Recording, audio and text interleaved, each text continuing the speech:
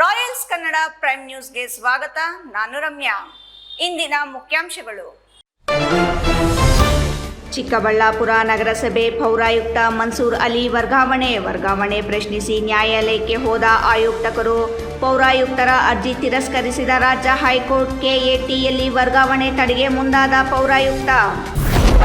ಗೌರಿಬಿದನೂರು ತಾಲೂಕಿನ ವಾಟದ ಹೊಸಹಳ್ಳಿ ರೈತರ ಹಿತರಕ್ಷಣೆಗೆ ಬದ್ಧ ಎಂದ ಮಾಜಿ ಶಾಸಕ ಎನ್ಎಚ್ ಶಿವಶಂಕರ ರೆಡ್ಡಿ. ವಾಟದ ಹೊಸಹಳ್ಳಿ ಕೆರೆ ನೀರು ನಗರಕ್ಕೆ ಬೇಡ, ವಾಟದ ಹೊಸಹಳ್ಳಿ ಭಾಗದ ರೈತರ ಹಿತ ಕಾಯಲು ಸಿದ್ಧ, ಶಿವಶಂಕರ ರೆಡ್ಡಿ ಭರವಸೆ. ಚಿಂತಾಮಣಿ ನಗರದ ಐಡಿಎಸ್ಎಂಟಿ ವಾಣಿಜ್ಯ ಮಳಿಗೆಗಳ ತೆರವು ಕಾರ್ಯಾಚರಣೆ ಆರಂಭ. ಜಿಲ್ಲಾಧಿಕಾರಿಗಳ ಆದೇಶದ ಬೆನ್ನಲ್ಲೇ ಕಾರ್ಯಾಚರಣೆ ಶುರು. ಪೌರಾಯುಕ್ತ ಚಲಪತಿ ನೇತೃತ್ವದಲ್ಲಿ ತೆರವು. ಪ್ರತ್ಯೇಕ ವಿಧಾನಸಭಾ ಕ್ಷೇತ್ರವಾದರೆ ಮಾತ್ರ ವಿಮೋಚನೆ ಸಿಗಲಿದೆಯೇ ಗುಡಿಬಂಡೆಗೆ? ಗುಡಿಬಂಡೆ ಅಭಿವೃದ್ಧಿಗಾಗಿ ತಾಲೂಕಿನ ಜನರ ಕಾತರ. ಹೆಸರಿಗೆ ಮಾತ್ರ ತಾಲೂಕು ಕೇಂದ್ರ, ಅಭಿವೃದ್ಧಿಯಲ್ಲಿ ಶೂನ್ಯ. ಪ್ರತ್ಯೇಕ ವಿಧಾನಸಭಾ ಕ್ಷೇತ್ರ ಆಗುವುದು ಯಾವಾಗ? ವಾರ್ತೆಗಳ ವಿವರ. ಚಿಕ್ಕಬಳ್ಳಾಪುರ ಪೌರಾಯುಕ್ತ ಮನ್ಸೂರ್ ಅಲಿ ಅವರನ್ನು ವರ್ಗಾವಣೆ ಮಾಡಿ ಸರ್ಕಾರ ಆದೇಶಿಸಿದ್ದು, ಸರ್ಕಾರದ ಆದೇಶ ಪ್ರಶ್ನಿಸಿ ಪೌರಾಯುಕ್ತರು ನ್ಯಾಯಾಲಯದ ಮೆಟ್ಟಿಲೇರಿದ್ದಾರೆ. ಆದರೆ ನ್ಯಾಯಾಲಯದಲ್ಲಿಯೂ ಪೌರಾಯುಕ್ತರಿಗೆ ಹಿನ್ನಡೆಯಾಗಿದ್ದು, ಮತ್ತೆ ಕೆಎಟಿಯಲ್ಲಿ ಪ್ರಶ್ನಿಸಲು ಮುಂದಾಗಿರುವುದು ತಿಳಿದುಬಂದಿದೆ. ಹಾಗಾದರೆ ಪೌರಾಯುಕ್ತರು ವರ್ಗಾವಣೆಗೆ ತಡೆ ಕೋರಲು ಕಾರಣವೇನು? ಇದರ ಹಿಂದೆ ಯಾರಿದ್ದಾರೆ? ತಿಳಿಯಲು ಈ ಸ್ಟೋರಿ ನೋಡಿ. ಚಿಕ್ಕಬಳ್ಳಾಪುರ ನಗರಸಭೆ ಪೌರಾಯುಕ್ತ ಮನ್ಸೂರ್ ಅಲಿ ಅವರನ್ನು ವರ್ಗಾವಣೆ ಮಾಡಿ ಅಧೀನ ಕಾರ್ಯದರ್ಶಿಗಳು ಆದೇಶ ನೀಡಿದ್ದಾರೆ. ಮೇ 2ರಂದೇ ಪೌರಾಯುಕ್ತರ ವರ್ಗಾವಣೆಯಾಗಿದ್ದು, ಇಲ್ಲಿಂದ ವರ್ಗಾವಣೆಯಾಗಿರುವ ಪೌರಾಯುಕ್ತ ಮನ್ಸೂರ್ ಅಲಿ ಅವರನ್ನು ಮೈಸೂರಿನ ರಾಜ್ಯ ನಗರಾಭಿವೃದ್ಧಿ ಸಂಸ್ಥೆ ಬೋಧಕರಾಗಿ ನೇಮಿಸಲಾಗಿದೆ.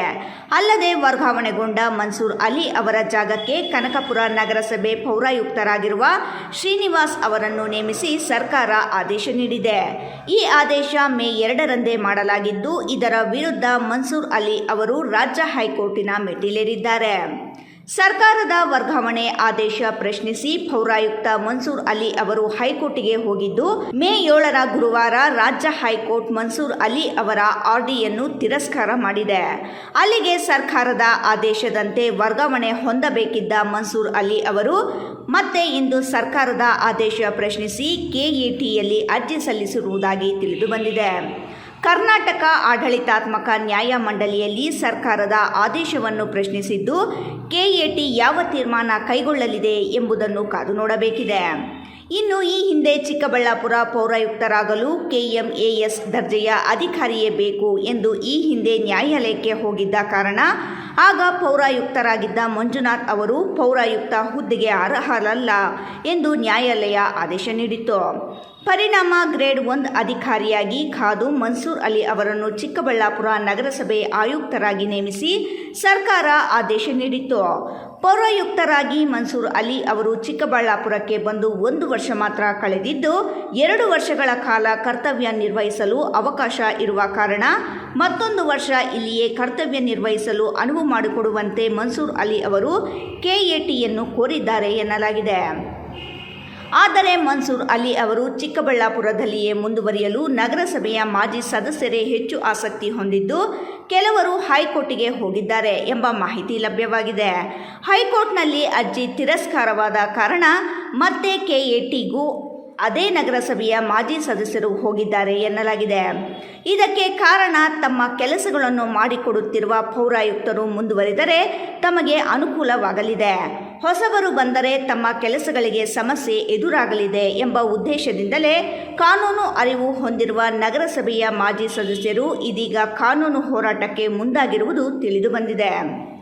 ಒಟ್ಟಿನಲ್ಲಿ ಚಿಕ್ಕಬಳ್ಳಾಪುರ ನಗರಸಭೆ ಪೌರಾಯುಕ್ತರ ಹುದ್ದೆ ಎಂಬುದು ಇದೀಗ ಅತ್ಯಂತ ಮೌಲ್ಯಯುತ ಹುದ್ದೆಯಾಗಿ ಪರಿಣಮಿಸಿದ್ದು, ಲಕ್ಷಾಂತರ ರೂಪಾಯಿ ವೆಚ್ಚ ಮಾಡಿ ನ್ಯಾಯಾಲಯದ ಮೊರೆ ಹೋಗಿ ಸರ್ಕಾರದ ಆದೇಶಕ್ಕೆ ತಡೆ ತರುವ ಪ್ರಯತ್ನ ಮಾಡುತ್ತಿರುವುದು ನಾಗರಿಕರಲ್ಲಿ ಹಲವು ಅನುಮಾನಗಳಿಗೆ ಎಡೆ ಮಾಡಿದೆ ಎಂದರೆ ತಪ್ಪಾಗಲಾರದು.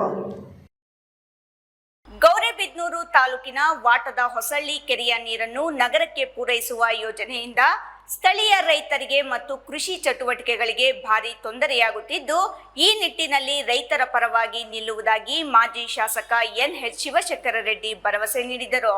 ಈ ಕುರಿತು ಒಂದು ವರದಿ ಇಲ್ಲಿದೆ ನೋಡಿ.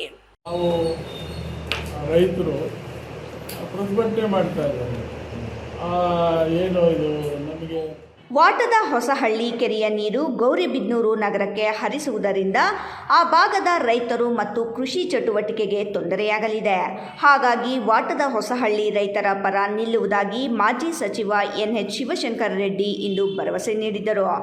ಅಲ್ಲದೆ ರೈತರ ಹಿತ ಕಾಯಲು ಸದಾ ಸಿದ್ಧವಾಗಿರುವುದಾಗಿ ಅವರು ಹೇಳಿದರು. ನಗರ ಹೊರವಲಯದ ಪ್ರವಾಸಿ ಮಂದಿರದಲ್ಲಿ ಆಯೋಜಿಸಿದ್ದ ಸುದ್ದಿಗೋಷ್ಠಿಯಲ್ಲಿ ಮಾತನಾಡಿದ ಅವರು, ವಾಟದ ಹೊಸಹಳ್ಳಿ ಕೆರೆಯ ನೀರು ಸುಮಾರು 10ರಿಂದ 13 ಹಳ್ಳಿಗಳ ರೈತರಿಗೆ ಆಧಾರವಾಗಿದೆ. ಕಳೆದ 3 ವರ್ಷಗಳಿಂದ ಮಳೆಯ ಪ್ರಮಾಣ ಕುಸಿದಿರುವುದರಿಂದ ಕೆರೆಯಲ್ಲಿ ನೀರಿನ ಮಟ್ಟವೂ ಸಹ ಕಡಿಮೆಯಾಗಿದೆ. ಇಂತಹ ಸಂದರ್ಭದಲ್ಲಿ ಕೆರೆಯ ನೀರನ್ನು ನಗರಕ್ಕೆ ಕೊಂಡೊಯ್ಯುವ ನಿರ್ಧಾರ ಸರಿಯಲ್ಲ ಎಂದರು.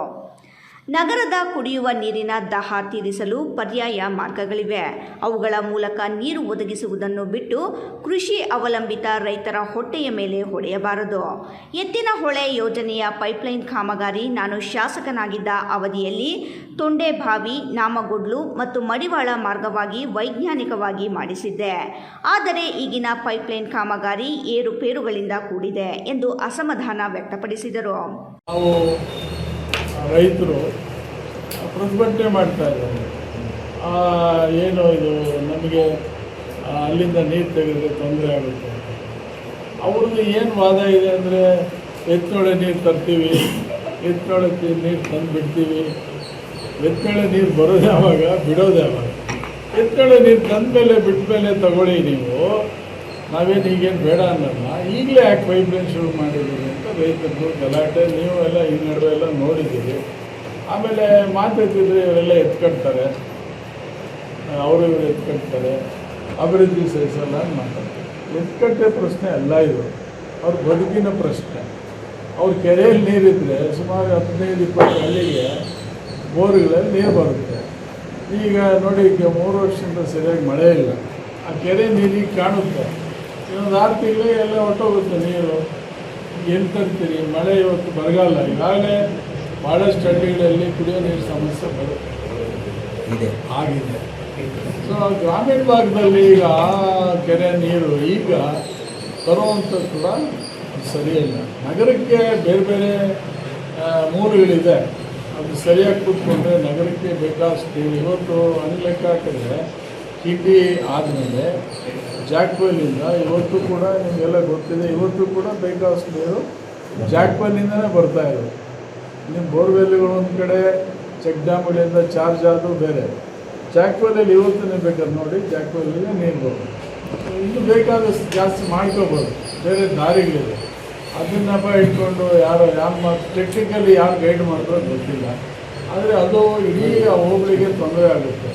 ಅದು ಸ್ವಲ್ಪ ಪರಾಮರ್ಶಿಸಿ, ಇಲ್ಲ ಸಭೆಯನ್ನು ಮಾಡಿ, ಅಧಿಕಾರಿಗಳನ್ನು ಕರೆಸಿ, ಕೂರಿಸಿ ಎಲ್ಲ ಮಾತಾಡಿ ಕನ್ವಿನ್ಸ್ ಮಾಡಬೇಕು. ನಾವು ಸುಮ್ಮನೆ ನಾವು ಹಾಗೆ ಮಾಡ್ತೀವಿ, ಇದು ಮಾಡ್ತೀವಿ, ಟೆಕ್ನಿಕಲಿ ಹೇಳಬೇಕು.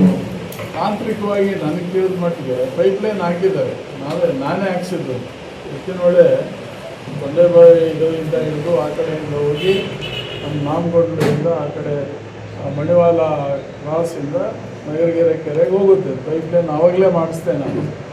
ಆದರೆ ಆ ಪೈಪಿಂದ ನೀರು ಬಿಡ್ತೀರ ನೀವು, ಅದಕ್ಕೆ ಮೂಲ ಬರುತ್ತೆ, ಗ್ರಾವಿಟಿ ಫ್ಲೋ ಅಂತ, ಪಂಪಿಲ್ಲ. ನೀವು ಅದು ಆ ಲೆವೆಲ್ ಈ ಲೆವೆಲ್ ನಾನು ಹಿಂದೆ ಹೇಳಿದ್ದೆ ಒಂದು ಸಲ. ಇದು ಈ ಥರ ಇದ್ದರೆ ಇದು ಕೆರೆ ಹಿಂಗಿದೆ, ಇಲ್ಲಿಂದ ಪಂಪ್ ಮಾಡಬೇಕು. ಪಂಪ್ ಮಾಡಬೇಕಾದ್ರೆ ಅಲ್ಲಿ ನೀವೇನು ಮಾಡ್ತೀರಿ, ಅಲ್ಲೇ ರಿಸರ್ವೈರ್ ಮಾಡ್ತೀರಾ. ಈ ಟೆಕ್ನಿಕಲ್ ಡೀಟೇಲ್ಸ್ ಎಲ್ಲ ಕೂಡ ಆಫೀಸರ್ಸ್ ಎಕ್ಸ್ಪ್ಲೈನ್ ಮಾಡಬೇಕು. ಇದೆಲ್ಲ ಗೊಂದಲ ಇದ್ದಾಗ ತರಾತರಿ ಮತ್ತೆ ಪೈಪ್ಲೈನ್ ಕೆಲಸ ಮಾಡಿರೋದು ಸರಿಯಲ್ಲ. ಅದಕ್ಕೆ ಆ ಒಂದು ಸಭೆ ಕರೀಲಿ, ರೈತರೆಲ್ಲ ಹೇಳಿದ್ರಂತೆ ಸಭೆ ಕರೀಲಿ, ನಾನು ಹೋಗ್ತೀನಿ ಸಭೆಗೆ, ಮಾತಾಡಲಿ. ಟೆಕ್ನಿಕಲಿ ಸರಿ ಅಂತೇಳಿ ಎಲ್ರಿಗೂ ಸಮಾಧಾನ ಆದರೆ ಆಗಲಿ, ಯಾರು ಅದಕ್ಕೆ ವಿರೋಧ ಮಾಡೋದಿಲ್ಲ. ಆದರೆ ಗೊಂದಲದಲ್ಲಿ ಇಟ್ಕೊಂಡು ಏನೇನೋ ಎಲ್ಲ ಸುಮ್ಮನೆ ಜನರಿಗೆ ಎತ್ಕಟ್ತಾರೆ ನಮ್ಮ ಮಾತುಗಳು, ಇದೆಲ್ಲ ಸರಿಯಲ್ಲ. ಇದು ಅವ್ರು ಅರ್ಥ ಮಾಡ್ತಾರೆ. ಸೊ ಅದರಿಂದ ಇವತ್ತು ತಾಲೂಕಿನ ಬೇರೆ ಬೇರೆ ವಿಚಾರಗಳಲ್ಲಿ ಕೂಡ ಇವತ್ತು ಯಾರಿಗೂ ಸರಿಯಾದಂಥ ಸ್ಪಂದನೆ ಇಲ್ಲ ಅಂತಕ್ಕಂಥ ಸಾರ್ವಜನಿಕವಾಗಿ ಇದೆ. ಅದು ಅವರ ಹಣೆ ಬರ, ನಾವೇನು ಮಾಡೋಕ್ಕಾಗಲ್ಲ. ಆದರೆ ಜನರ ಸಂಕಷ್ಟಗಳಿಗೆ ಜನರಿಗೆ ಆಡಳಿತ ಸಿಗುವಂಥ ಜವಾಬ್ದಾರಿ ಪ್ರಸ್ತುತ ಶಾಸಕರು, ಅಧಿಕಾರಿಗಳು ಮತ್ತು ರೈತರನ್ನು ಒಗ್ಗೂಡಿಸಿ ಸಭೆ ನಡೆಸುವುದಾಗಿ ಹೇಳಿದ್ದಾರೆ. ಆ ಸಭೆಯಲ್ಲಿ ತಾವು ಪಾಲ್ಗೊಳ್ಳುವುದಾಗಿ, ಯಾವುದೇ ಕಾರಣಕ್ಕೂ ವಾಟದ ಹೊಸಹಳ್ಳಿ ಭಾಗದ ರೈತರಿಗೆ ಅನ್ಯಾಯವಾಗಲು ಬಿಡುವುದಿಲ್ಲ, ರೈತರ ಹಿತ ಕಾಯಲು ತಾವು ಸದಾ ಸಿದ್ಧವಿರುವುದಾಗಿ ಭರವಸೆ ನೀಡಿದರು. ಮಂಜುನಾಥ್, ರಾಯಲ್ಸ್ ಕನ್ನಡ, ಗೌರಿಬಿದನೂರು. ಚಿಂತಾಮಣಿ ನಗರದ ಐಡಿಎಸ್ಎಂಟಿ ವಾಣಿಜ್ಯ ಮಳಿಗೆಗಳ ಕಟ್ಟಡ ಶಿಥಿಲಗೊಂಡಿದ್ದು, ಮುಂದಿನ ಮಳೆಗಾಲದ ವೇಳೆಗೆ ಅನಾಹುತ ಸಂಭವಿಸುವ ಆತಂಕ ಇದ್ದು, ಅಪಾಯ ಎದುರಾಗುವುದಕ್ಕೂ ಮೊದಲು ತೆರವು ಕಾರ್ಯಾಚರಣೆ ಮಾಡಲು ಜಿಲ್ಲಾಧಿಕಾರಿ ಸಭೆಯಲ್ಲಿ ಸೂಚಿಸಿದ್ದು, ಅಧಿಕಾರಿಗಳ ಆದೇಶದ ಬೆನ್ನಲ್ಲೇ ಇಂದು ಚಿಂತಾಮಣಿ ನಗರಸಭೆ ಅಧಿಕಾರಿಗಳು ಜೆಸಿಬಿಗಳ ಮೂಲಕ ಕಟ್ಟಡಗಳ ತೆರವಿನ ಕಾರ್ಯಾಚರಣೆಗೆ ಚಾಲನೆ ನೀಡಿದರು.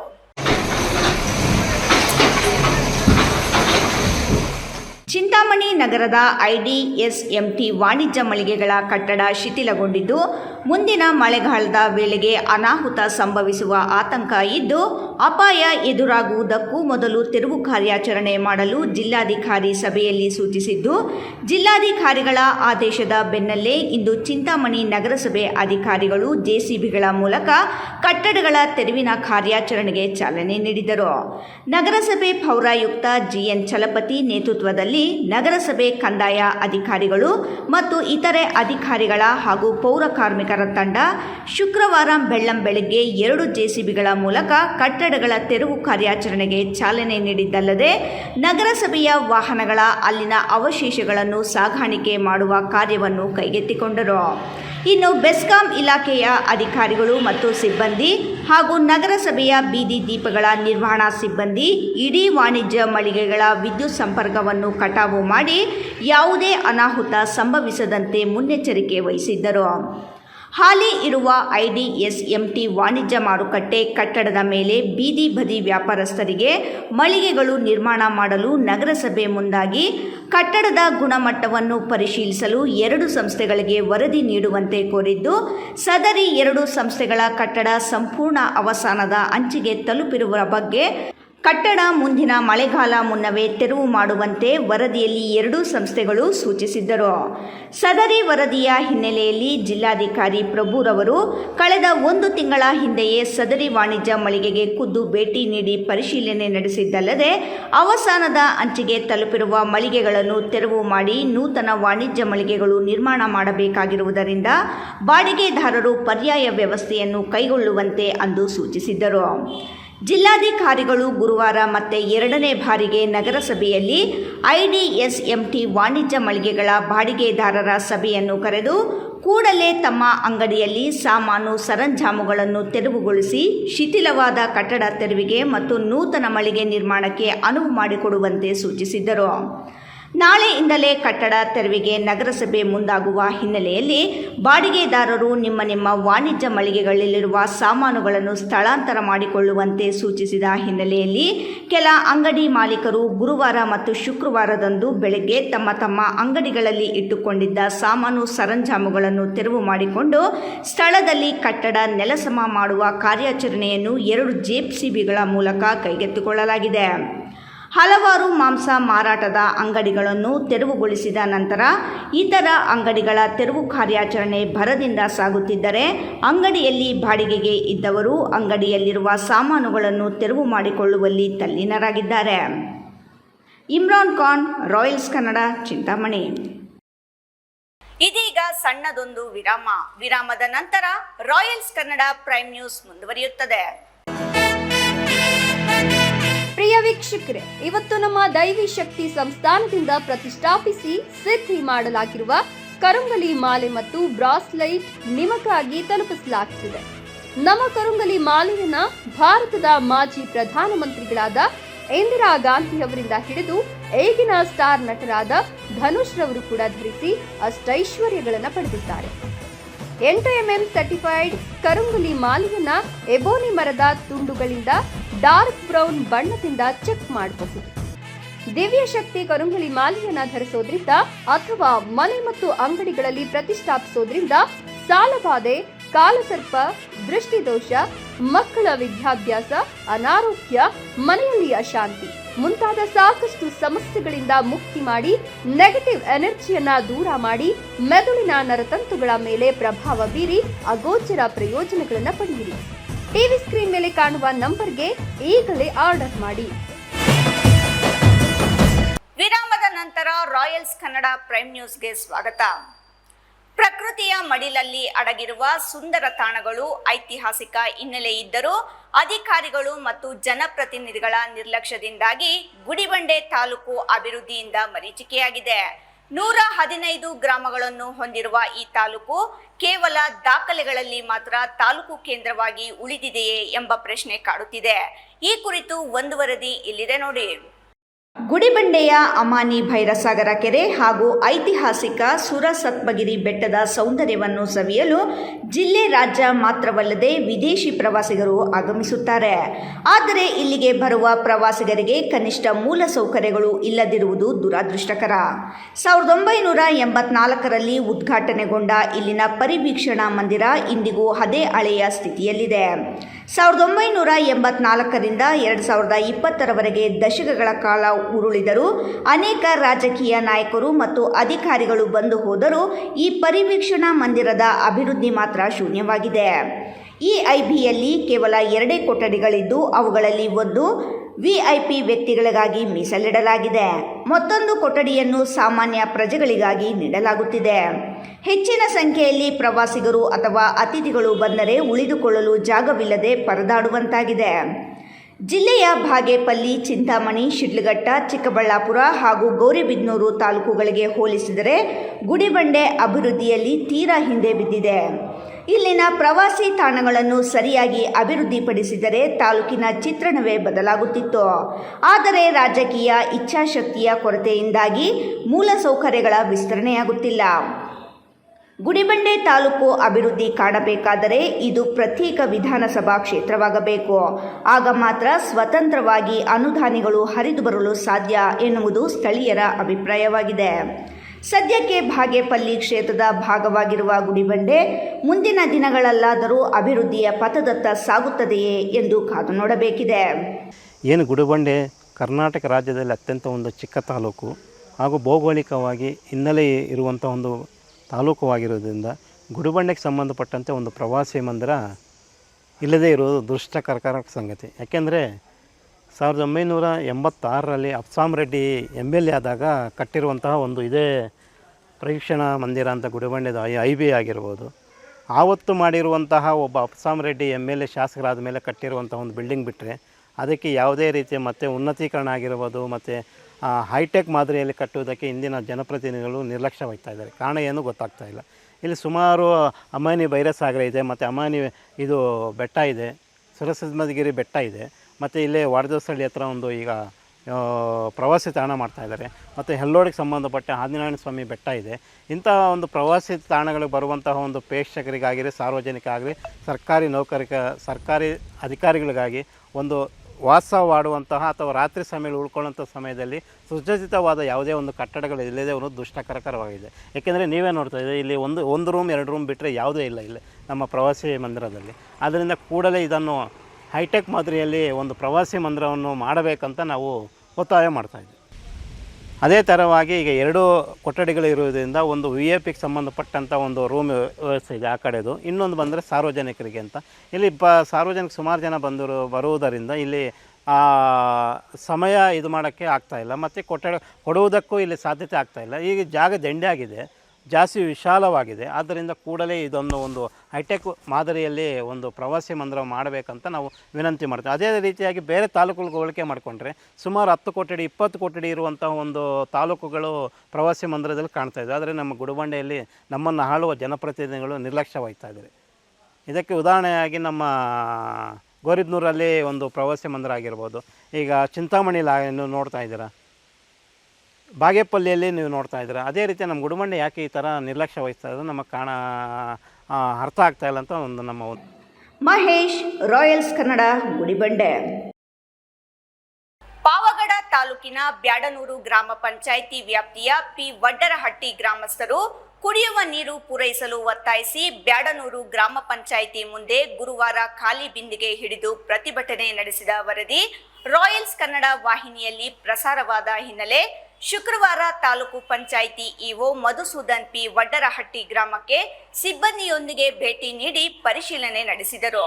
ಈ ಕುರಿತು ವರದಿ ಇಲ್ಲಿದೆ ನೋಡಿ. ಯಾರು ನಮ್ಮನ್ನ ಸ್ಪಂದನೆ ಮಾಡ್ತಾ ಇಲ್ಲ. ನೀರಿನ ವ್ಯವಸ್ಥೆ ಮಾಡ್ಕೊಳ್ಬೇಕಂತ ನಮ್ಮಲ್ಲಿ ಸವಿನಯ ಪ್ರಾರ್ಥನೆ. ಪಾವಗಡ ತಾಲೂಕಿನ ಬ್ಯಾಡನೂರು ಗ್ರಾಮ ಪಂಚಾಯಿತಿ ವ್ಯಾಪ್ತಿಯ ಪಿ ವಡ್ಡರಹಟ್ಟಿ ಗ್ರಾಮಸ್ಥರು ಕುಡಿಯುವ ನೀರು ಪೂರೈಸಲು ಒತ್ತಾಯಿಸಿ ಬ್ಯಾಡನೂರು ಗ್ರಾಮ ಪಂಚಾಯಿತಿ ಮುಂದೆ ಗುರುವಾರ ಖಾಲಿ ಬಿಂದಿಗೆ ಹಿಡಿದು ಪ್ರತಿಭಟನೆ ನಡೆಸಿದ ವರದಿ ರಾಯಲ್ಸ್ ಕನ್ನಡ ವಾಹಿನಿಯಲ್ಲಿ ಪ್ರಸಾರವಾದ ಹಿನ್ನೆಲೆ ಶುಕ್ರವಾರ ತಾಲೂಕು ಪಂಚಾಯಿತಿ ಇಒ ಮಧುಸೂದನ್ ಪಿ ವಡ್ಡರಹಟ್ಟಿ ಗ್ರಾಮಕ್ಕೆ ಸಿಬ್ಬಂದಿಯೊಂದಿಗೆ ಭೇಟಿ ನೀಡಿ ಪರಿಶೀಲನೆ ನಡೆಸಿದರು. ಗ್ರಾಮಕ್ಕೆ ಭೇಟಿ ನೀಡಿದ ಇಒ ನೀರಿನ ಸಮಸ್ಯೆ ಕುರಿತು ಗ್ರಾಮಸ್ಥರಿಂದ ಮಾಹಿತಿ ಪಡೆದರು. ಪಂಚಾಯಿತಿಯ ಬೋರ್ವೆಲ್ ನೀರನ್ನು ಅನಧಿಕೃತವಾಗಿ ತೋಟಗಳು ಮತ್ತು ಇತರರ ಮನೆ ಸಂಪರ್ಕ ನೀಡಲಾಗಿದ್ದು ಟ್ಯಾಂಕಿಗೆ ನೀರು ಸರಬರಾಜು ಆಗದೇ ಇರುವುದನ್ನು ಗಮನಿಸಿ ಸ್ಥಳದಲ್ಲಿಯೇ ಅನಧಿಕೃತ ಸಂಪರ್ಕಗಳನ್ನು ತೆರವುಗೊಳಿಸಲು ಸೂಚಿಸಿದರು. ನೀರಿಗಾಗಿ ಜೆಜೆಎಂ ಕನೆಕ್ಷನ್ ಕೊಡಿಸುವುದಾಗಿ ತಿಳಿಸಿದರು. ಆರೋ ಪ್ಲಾಂಟ್ ಸಮಸ್ಯೆ ಇದೆ. ಅಲ್ಲ ಈಗ ಅವ್ರು ಯಾರೋ ಕಳಿಸಿ ಗಲಾಟೆ ಮಾಡಬೇಕು. ಈಗ ನಾವು ಕೊಡಿಸಿ ಮಾಡಿಸಿ ಅಲ್ಲ ಈಗ ರಿಲೀಸ್ ಮಾಡಿದ ಸಿಎಂ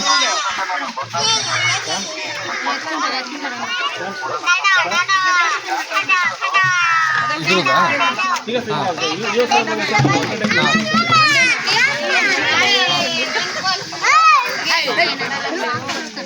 ಈಗ ಅವ್ರನ್ನ ಹ್ಯಾಂಡ್ ಓವರ್ ಮಾಡಿದ್ದೀನಿ ಅಂತ ಒಂಚೂರು ರೆಡಿ ಮಾಡ್ತೀವಿ.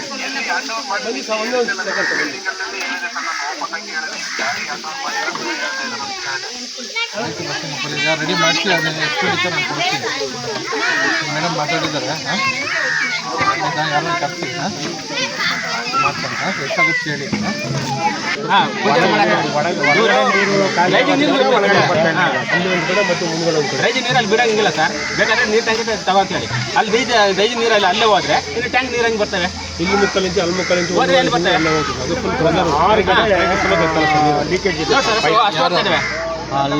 ಗ್ರಾಮ ಪಂಚಾಯತಿ ಬರೋರಿಗೆ ಹೆಂಗ್ ಬಿಟ್ಕೊಂತಾರೆ? ನೀವೆಲ್ಲ ಏನ್ ಮಾಡ್ತಿದ್ದೀವಿ? ನಮ್ಮೆಲ್ಲ ಕರೆಕ್ಟ್ ಬರ್ತದೆ ಅವರೆಲ್ಲ ಕಂಪ್ಲೇಂಟ್ ಕೊಡಪ್ಪ. ನೆನ್ನೆ ಅದನ್ನ ಕ್ಲೋಸ್ ಮಾಡಿ ಬಂದಿ ಸರ್. ಕಂಪ್ಲೇಂಟ್ ಮಾಡಿ ಎಫ್ಐಆರ್ ಮಾಡಿ ಹೇಳ್ತೀನಿ. ಕೆಟ್ಟು ನಿಂತ ಕುಡಿಯುವ ನೀರಿನ ಫಿಲ್ಟರ್ ಸರಿಪಡಿಸುವಂತೆ ತಿಳಿಸಿ ಗ್ರಾಮ ಪಂಚಾಯಿತಿ ಸಿಬ್ಬಂದಿಗೆ ಗ್ರಾಮದಲ್ಲಿ ನೀರಿನ ಸಮಸ್ಯೆ ಆಗದಂತೆ ಎಚ್ಚರ ವಹಿಸುವಂತೆ ಸೂಚಿಸಿದರು. ಶ್ರೀನಿವಾಸಲು, ರಾಯಲ್ಸ್ ಕನ್ನಡ, ಪಾವಗಡ.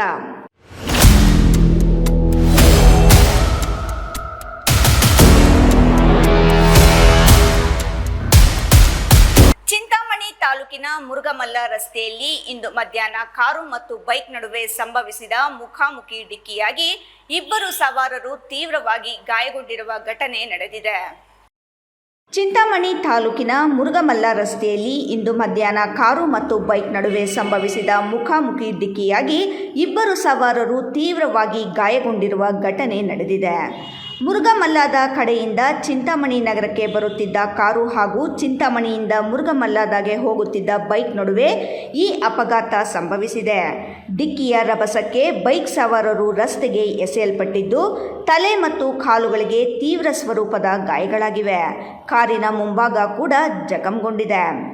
ಅಪಘಾತದಲ್ಲಿ ಗಾಯಗೊಂಡ ಬೈಕ್ ಸವಾರರನ್ನು ಮುರುಗಮಲ್ಲದ ಗ್ರಾಮದ 45 ವರ್ಷದ ತನ್ವೀರ್ ಮತ್ತು ಯಾಸಿನ್ ಬಾಬು ಎಂದು ಗುರುತಿಸಲಾಗಿದೆ. ತಕ್ಷಣವೇ ಆಂಬ್ಯುಲೆನ್ಸ್ ಮೂಲಕ ಗಾಯಾಳುಗಳನ್ನು ಚಿಂತಾಮಣಿ ನಗರದ ಸಾರ್ವಜನಿಕ ಆಸ್ಪತ್ರೆಗೆ ದಾಖಲಿಸಲಾಗಿದ್ದು ತನ್ವೀರ್ಗೆ ತೀವ್ರವಾದ ಗಾಯಗಳಾಗಿದ್ದು ಅವರನ್ನು ಹೆಚ್ಚಿನ ಚಿಕಿತ್ಸೆಗಾಗಿ ಕೋಲಾರ ಆಸ್ಪತ್ರೆಗೆ ದಾಖಲು ಮಾಡಿದ್ದು ಸಣ್ಣ ಪುಟ್ಟ ಗಾಯಗಳಾಗಿದ್ದ ಯಾಸಿನ್ ಬಾಬುರವರನ್ನು ಚಿಂತಾಮಣಿ ಸಾರ್ವಜನಿಕ ಆಸ್ಪತ್ರೆಯಲ್ಲಿ ದಾಖಲಾಗಿ ಚಿಕಿತ್ಸೆ ಪಡೆಯುತ್ತಿದ್ದಾರೆ. ವಿಷಯ ತಿಳಿಯುತ್ತಿದ್ದಂತೆ ಸ್ಥಳೀಯ ಪೊಲೀಸರು ಘಟನಾ ಸ್ಥಳಕ್ಕೆ ಮುರುಗಮಲ್ಲದ ಹೊರಠಾಣೆಯ ಎಎಸ್ಐ ಚಂದ್ರಪ್ಪರವರು ಭೇಟಿ ನೀಡಿ ಪರಿಶೀಲನೆ ನಡೆಸಿದ್ದಾರೆ. ಇಮ್ರಾನ್ ಖಾನ್, ರಾಯಲ್ಸ್ ಕನ್ನಡ, ಚಿಂತಾಮಣಿ. ಶಿಡ್ಲಘಟ್ಟ ನಗರ ಪೊಲೀಸ್ ಠಾಣೆಯ ವ್ಯಾಪ್ತಿಯಲ್ಲಿ ಅಕ್ರಮವಾಗಿ ಫುಟ್ಪಾತ್ ಅತಿಕ್ರಮವನ್ನು ಮಾಡಿಕೊಂಡಿರುವ ವಿಚಾರವನ್ನು ಗಂಭೀರವಾಗಿ ಪರಿಗಣಿಸಿದ ನಗರ ಪೊಲೀಸ್ ಠಾಣೆಯ ಪಿಎಸ್ಐ ವೇಣುಗೋಪಾಲ್ ಮತ್ತು ಸಿಬ್ಬಂದಿ ದಿಢೀರ್ ಕಾರ್ಯಾಚರಣೆ ನಡೆಸಿ ಅತಿಕ್ರಮವನ್ನು ತೆರವುಗೊಳಿಸಿದರು. ಯಾಕೆ ಸರ್ಕಾರ ತೊಂದರೆ ಮಾಡ್ತೀರಮ್ಮ? ಗಾಡಿ ಬಂದ ಜಾಮ್ ಆಗ್ತದೆ. ಬೇಗ ಶಿಡ್ಲಘಟ್ಟ ನಗರ ಪೊಲೀಸ್ ಠಾಣೆಯ ವ್ಯಾಪ್ತಿಯಲ್ಲಿ ಅಕ್ರಮವಾಗಿ ಫುಟ್ಪಾತ್ ಅತಿಕ್ರಮವನ್ನು ಮಾಡಿಕೊಂಡಿರುವ ವಿಚಾರವನ್ನು ಗಂಭೀರವಾಗಿ ಪರಿಗಣಿಸಿದ ನಗರ ಪೊಲೀಸ್ ಠಾಣೆಯ PSI ವೇಣುಗೋಪಾಲ್ ಮತ್ತು ಸಿಬ್ಬಂದಿ ದಿಢೀರ್ ಕಾರ್ಯಾಚರಣೆ ನಡೆಸಿ ಅತಿಕ್ರಮಣವನ್ನು ತೆರವುಗೊಳಿಸಿದರು. ಜಿಲ್ಲಾ ಪೊಲೀಸ್ ವರಿಷ್ಠಾಧಿಕಾರಿಗಳ ಸೂಚನೆಯ ಮೇರೆಗೆ ಶಿಡ್ಲಘಟ್ಟ ನಗರದ TB ರಸ್ತೆ, ಅಶೋಕ ರಸ್ತೆಯಲ್ಲಿ ಪೊಲೀಸ್ ಸಿಬ್ಬಂದಿಯೊಂದಿಗೆ ಮಿಂಚಿನ ಕಾರ್ಯಾಚರಣೆ ನಡೆಸಿದ ನಗರ ಪೊಲೀಸ್ ಠಾಣೆಯ PSI ವೇಣುಗೋಪಾಲ್ ಫುಟ್ಪಾತ್ ಅತಿಕ್ರಮಣವನ್ನು ತೆರವುಗೊಳಿಸಿದರು. ನಗರ ಪೊಲೀಸ್ ಠಾಣೆಯ ದಿಢೀರ್ ಕಾರ್ಯಾಚರಣೆಯಿಂದ ಫುಟ್ಪಾತ್ ಅತಿಕ್ರಮಿಸಿಕೊಂಡ ವ್ಯಾಪಾರ ಮಾಡುತ್ತಿದ್ದವರಿಗೆ ಶಾಕ್ ನೀಡಿದರು. ನಗರದಲ್ಲಿ ಸುಗಮ ಸಂಚಾರಕ್ಕಾಗಿ ಫುಟ್ಪಾತ್ ನಿರ್ಮಾಣ ಮಾಡಲಾಗಿದೆ. ಆದರೆ ಕೆಲವರು ಜಾಗವನ್ನು ಅಕ್ರಮವಾಗಿ ಒತ್ತುವರಿ ಮಾಡಿಕೊಂಡು ವ್ಯಾಪಾರವನ್ನು ಮಾಡುತ್ತಿರುವುದನ್ನು ಗಂಭೀರವಾಗಿ ಪರಿಗಣಿಸಿ ಕಾರ್ಯಾಚರಣೆ ನಡೆಸಲಾಗಿದೆ. ನಗರದ ಎಲ್ಲ ಪ್ರದೇಶಗಳಲ್ಲಿ ಕಾರ್ಯಾಚರಣೆ ನಡೆಸಲಾಗುವುದು ಎಂದು PSI ವೇಣುಗೋಪಾಲ್ ಹೇಳಿದರು. ಒಂದು ವೀಕೆಂಡು ಅಂದರೆ ವಾರಕ್ಕೊಂದು ಸಾರಿ 2 ಸಾರಿ ಅದ್ರ ಬಗ್ಗೆ ನಾವು ಫುಟ್ಪಾತ್ ತೆರವು ಕಾರ್ಯಕ್ರಮಗಳು ಆಗಾಗ ಮಾಡ್ತಾನೆ ಇರ್ತೀವಿ. F. ಫಾಷಾ, ರಾಯಲ್ಸ್ ಕನ್ನಡ, ಶಿಡ್ಲಘಟ್ಟ. ಬಾಗೇಪಲ್ಲಿ ಪಟ್ಟಣದ ಗ್ರಾಮ ದೇವತೆ ಗಂಗಮ್ಮ ದೇವಿ ಕರಗ ಮಹೋತ್ಸವ ಪ್ರಯುಕ್ತ ಜಾರುಟ್ಲು ಜಾತ್ರೆಯ 37ನೇ ವರ್ಷದ ಅಂಗವಾಗಿ ಕೆಸರು ಕಂಬ ಹತ್ತುವ ಸ್ಪರ್ಧೆ ಏರ್ಪಡಿಸಲಾಗಿತ್ತು.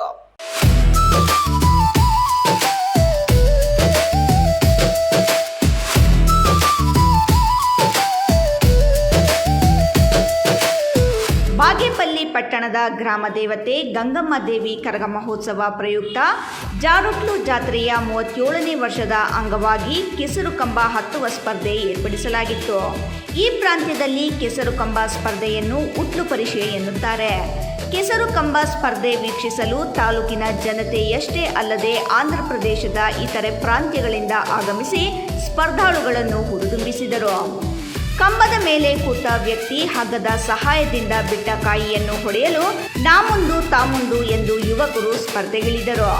ಒಂದೆಡೆ ಕಾಯಿ ಹೊಡೆಯಲು ಯುವಕರು ಪ್ರಯತ್ನಿಸಿದರೆ ಗೊಲ್ಲಗೌಡ ಪೂಜಾರಿ ಅದನ್ನು ತಪ್ಪಿಸಲು ಅತ್ತಿಂದಿತ್ತ ಅಲುಗಾಡಿಸಿ ಯುವಕರಿಗೆ ಸವಾಲೆಸೆದರು. ಪ್ರೇಕ್ಷಕರು ಯುವಕರಿಗೆ ಕಾಯಿ ಹೊಡೆಯುವಂತೆ ಸಿಳ್ಳೆ ಚಪ್ಪಾಳೆಯೊಂದಿಗೆ ಪ್ರೇರೇಪಿಸಿದರು.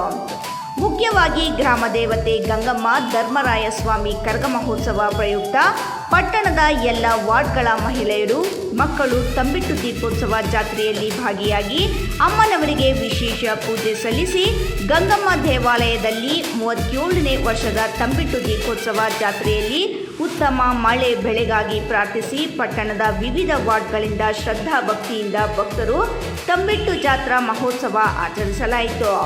ಹಾಗೂ ಅದರಲ್ಲೂ ವಿಶೇಷವಾಗಿ ದೀಪಗಳನ್ನು ಹೊತ್ತ ಮಹಿಳೆಯರು ಈ ವರ್ಷ ಉತ್ತಮ ಮಳೆ ಬೆಳೆ ಬರಲಿ ಎಂದು ದೇವಿಯಲ್ಲಿ ಪ್ರಾರ್ಥಿಸಿ ತಮ್ಮ ತನು ಮನ ಧನ ಅರ್ಪಿಸಿ ತೀರ್ಥ ಪ್ರಸಾದ ಸ್ವೀಕರಿಸಿ ಶ್ರೀ ಮಾರಿಯಮ್ಮ ದೇವಿಯ ಕೃಪೆಗೆ ಪಾತ್ರರಾದರು. ಈ ಉಟ್ಲ ಪರಿಷನ್ನು ಅವರು ಇವತ್ತು ಮಾಡಿದ್ದಾರೆ. ಇವೆಲ್ಲ ಕಾರ್ಯಕ್ರಮಗಳಲ್ಲಿ ಅವರು ಮುಖ್ಯವಾದ ಪಾತ್ರವನ್ನು ನಾಗೇಂದ್ರ ಅವರು ವಹಿಸಿದ್ದಾರೆ. ಈ ಒಂದು ದೇವತೆಯ ಒಂದು ಉತ್ಸವದಲ್ಲಿ ಎಲ್ಲರೂ ಒಂದೊಂದು ಪಾತ್ರ, ಯುವಕರು ಎಲ್ಲರೂ ಭಾಗವಹಿಸಿದ್ದಾರೆ, ಎಲ್ಲ ಧರ್ಮದವರು ಭಾಗವಹಿಸಿದ್ದಾರೆ. ಬಾಗೇಪಲ್ಲಿ ಅಂದರೆ ಭಾಗ್ಯನಗರ ಆದ ಮೇಲೆ ಪ್ರತ್ಯೇಕವಾದಂಥ ವಿಶೇಷವಾದಂಥ ಒಂದು ಪರಂಪರೆ ಬರ್ತಾ ಇದೆ.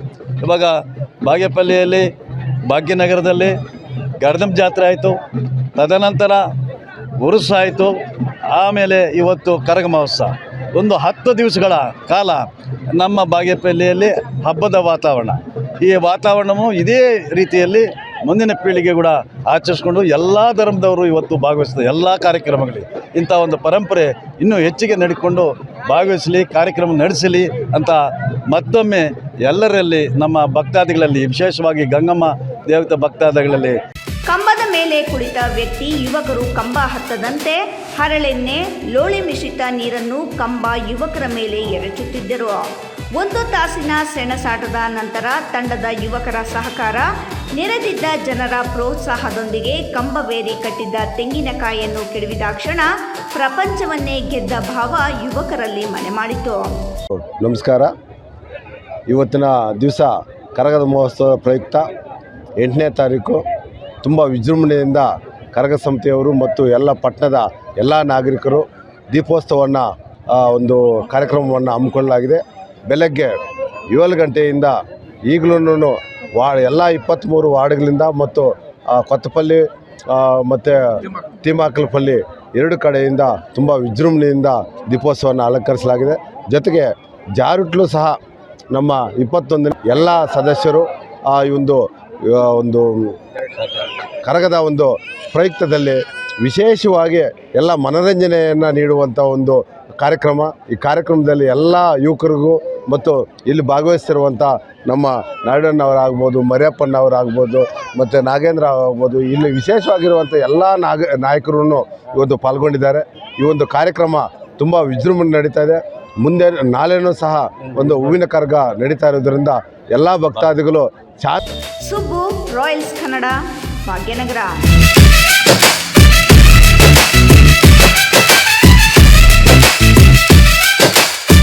ಇದೀಗ ಮತ್ತೊಮ್ಮೆ ಹೆಡ್ಲೈನ್ಸ್. ಚಿಕ್ಕಬಳ್ಳಾಪುರ ನಗರಸಭೆ ಪೌರಾಯುಕ್ತ ಮನ್ಸೂರ್ ಅಲಿ ವರ್ಗಾವಣೆ ಪ್ರಶ್ನಿಸಿ ನ್ಯಾಯಾಲಯಕ್ಕೆ ಹೋದ ಆಯುಕ್ತರು. ಪೌರಾಯುಕ್ತರ ಅರ್ಜಿ ತಿರಸ್ಕರಿಸಿದ ರಾಜ್ಯ ಹೈಕೋರ್ಟ್. ಕೆಎಟಿಯಲ್ಲಿ ವರ್ಗಾವಣೆ ತಡೆಗೆ ಮುಂದಾದ ಪೌರಾಯುಕ್ತ. ಗೌರಿಬಿದನೂರು ತಾಲೂಕಿನ ವಾಟದ ಹೊಸಹಳ್ಳಿ ರೈತರ ಹಿತರಕ್ಷಣೆಗೆ ಬದ್ಧ ಎಂದ ಮಾಜಿ ಶಾಸಕ ಎನ್ಎಚ್ ಶಿವಶಂಕರ ರೆಡ್ಡಿ. ವಾಟದ ಹೊಸಹಳ್ಳಿ ಕೆರೆ ನೀರು ನಗರಕ್ಕೆ ಬೇಡ. ವಾಟದ ಹೊಸಹಳ್ಳಿ ಭಾಗದ ರೈತರ ಹಿತ ಕಾಯಲು ಸಿದ್ಧ. ಶಿವಶಂಕರ ರೆಡ್ಡಿ ಭರವಸೆ. ಚಿಂತಾಮಣಿ ನಗರದ ಐಡಿಎಸ್ಎಂಟಿ ವಾಣಿಜ್ಯ ಮಳಿಗೆಗಳ ತೆರವು ಕಾರ್ಯಾಚರಣೆ ಆರಂಭ. ಜಿಲ್ಲಾಧಿಕಾರಿಗಳ ಆದೇಶದ ಬೆನ್ನಲ್ಲೇ ಕಾರ್ಯಾಚರಣೆ ಶುರು. ಪೌರಾಯುಕ್ತ ಚಲಪತಿ ನೇತೃತ್ವದಲ್ಲಿ ತೆರವು. ಪ್ರತ್ಯೇಕ ವಿಧಾನಸಭಾ ಕ್ಷೇತ್ರವಾದರೆ ಮಾತ್ರ ವಿಮೋಚನೆ ಸಿಗಲಿದೆಯೇ ಗುಡಿಬಂಡೆಗೆ? ಗುಡಿಬಂಡೆ ಅಭಿವೃದ್ಧಿಗಾಗಿ ತಾಲೂಕಿನ ಜನರ ಕಾತರ. ಹೆಸರಿಗೆ ಮಾತ್ರ ತಾಲೂಕು ಕೇಂದ್ರ, ಅಭಿವೃದ್ಧಿಯಲ್ಲಿ ಶೂನ್ಯ. ಪ್ರತ್ಯೇಕ ವಿಧಾನಸಭಾ ಕ್ಷೇತ್ರ ಆಗುವುದು ಯಾವಾಗ? ಇಂದಿನ ವಾರ್ತಾ ಪ್ರಸಾರ ಮುಕ್ತಾಯವಾಯಿತು. ನಮಸ್ಕಾರ.